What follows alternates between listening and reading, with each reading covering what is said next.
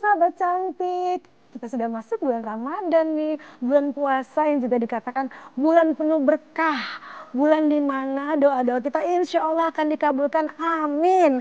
Dan amal ibadah kita, amalan-amalan kita di Ramadan ini akan dihitung berlipat ganda. Duh, senang sekali ya. Nah, tapi kalau bicara mengenai amalan nih ya, apa ya amalan-amalan yang bisa memperkaya nih ibadah kita di Ramadan ini? Dan apakah ada amalan yang bisa mencederai ibadah kita atau menjadikan kita malah jadi orang-orang yang merugi? Wah, bersama-sama kita bisa bertanya dengan Ustadz bersama Ustadz Dery Sulaiman. Yuk.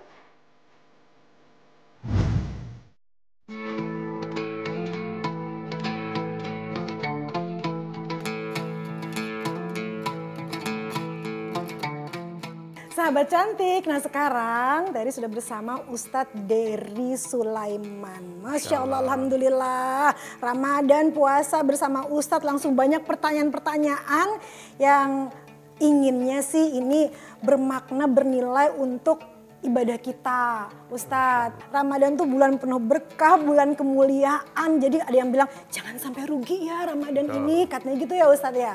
Emang ada Ustadz orang-orang yang merugi? Maksudnya dalam kehidupan di dunia, apalagi dalam puasa atau Ramadan ini. Allah Subhanahu Wa Taala itu menjelaskan dalam Al-Quran bahwasanya seluruh manusia itu merugi. Ya.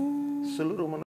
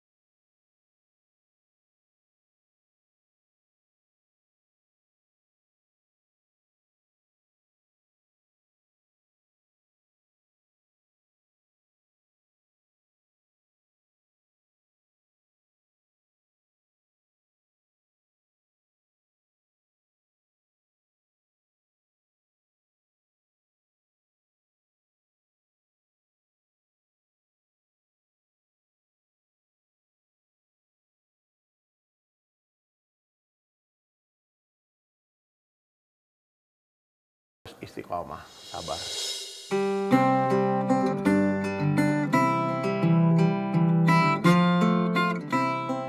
Sahabat cantik, apakah sudah ada di antara sahabat cantik semua yang mengirimkan pertanyaan untuk hari ini? Siapa tahu salah satunya adalah yang akan dibacakan sekarang. Karena ini adalah pertanyaan-pertanyaan dari apa ya penyebutnya pemirsa atau netizen atau sahabat cantik di sana. Nih, disuruh Ustadz yang pertama. Mohon dijawab ya Ustadz. Saya mohon maaf dulu nih sebelumnya karena pertanyaannya agak dalam nih.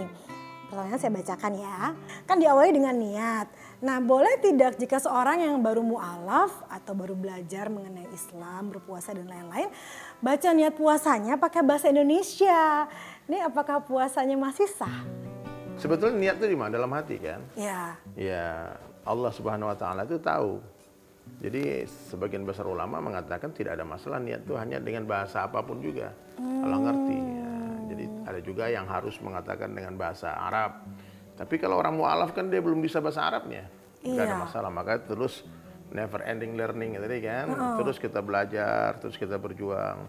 Nah, sampai nanti suatu hari kita bisa amalkan agama dengan sempurna. Jadi jangan menganggap susah nih, aku nggak bisa bahasa Arabnya, aku nggak puasa. Gara-gara nggak bisa niat. Ya, niat itu dalam hati. Baik, mohon izin Ustadz, pertanyaan selanjutnya ya. Saya dan juga nih sahabat cantik lainnya mungkin ada masa-masa di mana dulu tuh puasanya terlewat atau ada halangan. Jika seseorang nih tidak membayar hutang puasanya di setiap tahunnya, apakah ada cara lain selain dengan berpuasa untuk membayarnya? Jadi puasa yang harus dibayar itu adalah puasa yang tertinggal gara-gara memang ada uzur. Datang bulan, haid, sakit, itu tidak berpuasa, lagi safar, tidak berpuasa, itu harus dibayar. Tapi puasa yang ditinggalkan dengan sengaja itu tidak bisa dibayar dalam satu hadis itu dengan puasa seumur hidupmu. Nah itu dengan taubat bisa. Taubat, minta ampun sama Allah, ya Allah ampuni hamba ya Allah ya. Jadi kalau mau membayar pun ya bayarlah dengan puasa-puasa sunnah yang lainnya. Yang mudah-mudahan dengan amalan sunnah itu bisa menutupi amalan fardu yang kita tinggalkan dengan sengaja. Termasuk dengan sholat, orang yang sengaja meninggalkan sholat.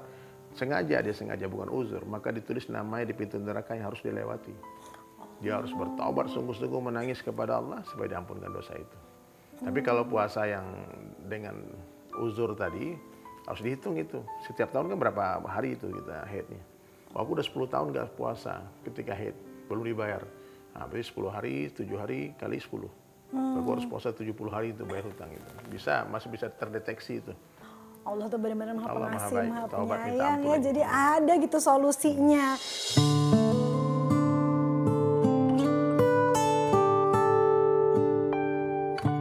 Jadi tobat, karena mungkin ada juga. Nah kalau yang baru menganut Islam atau mu'alaf itu gimana sih? Enggak, ada mu'alaf itu kalimat syahadat itu menghapuskan dosa seumur hidupnya.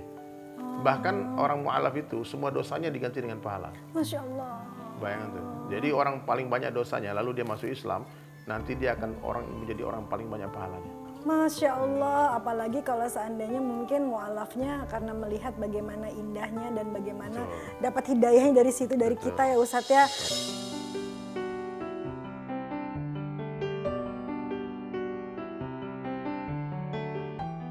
Sebagai istri, saya bekerja awalnya untuk membantu suami, namun belakangan ini saya justru menjadi tulang punggung karena penghasilan saya jauh lebih besar dari suami.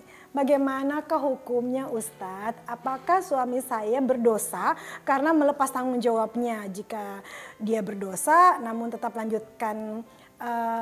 melanjutkannya, apakah menjadi dosa saya juga sebagai istri?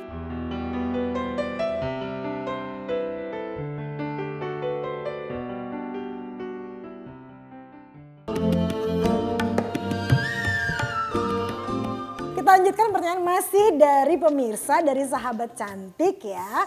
Nih, sebagai istri saya bekerja awalnya untuk membantu suami, namun belakangan ini saya justru menjadi tulang punggung karena penghasilan saya jauh lebih besar dari suami. Bagaimanakah hukumnya Ustadz? Apakah suami saya berdosa karena melepas tanggung jawabnya? Jika dia berdosa namun tetap melanjutkannya, apakah menjadi dosa saya juga sebagai istri? Ya tidaklah. Rata-rata kalau perempuan itu sudah ikut mengurus dunia, memang Allah berikan ke perempuan. Ya, dan rumah tangga itu ya rezeki itu udah dijatah sebetulnya seperti satu tandon. Satu tandon air itu, maaf, satu kerannya atau dua kerannya. Yang keluar air tetap satu tandon. Jadi sebetulnya dengan tidak bekerjanya istri, dia tetap diam di rumah, itu rezeki mereka itu akan tetap sama. Rezeki istri juga segitu juga. Nah, maka lebih baik mungkin perempuan tidak usah ikut-ikut ngurus dunia deh, ngurus mencari nafkah. Karena kalau ikut-ikutan, sebagian besar, hampir semuanya itu penghasilan lebih besar dari suaminya. Dan itu bukanlah sebuah dosa ya. Kalau seandainya memang kalian nih para wanita duit kalian lebih banyak, suami kalian suruh sholat-sholat aja. Abang bagian sholat ke masjid, dakwah aja, nanti aku yang ngasih. Jadi rahmat Allah bagi wanita yang memberikan harta untuk membantu dakwah suaminya, membantu kehidupan suaminya. Dengan satu catatan ya, suami bukan pemalas ya. Ya, tapi kalau suaminya orang saleh, sibuk menghafal Quran, suamimu sibuk pergi berdakwah, sibuk mengurus masjid, mengurus aksi-aksi sosial, ngantar-ngantar bantuan donasi, istri yang cari kerja, cari duit, silahkan. Tafadhol.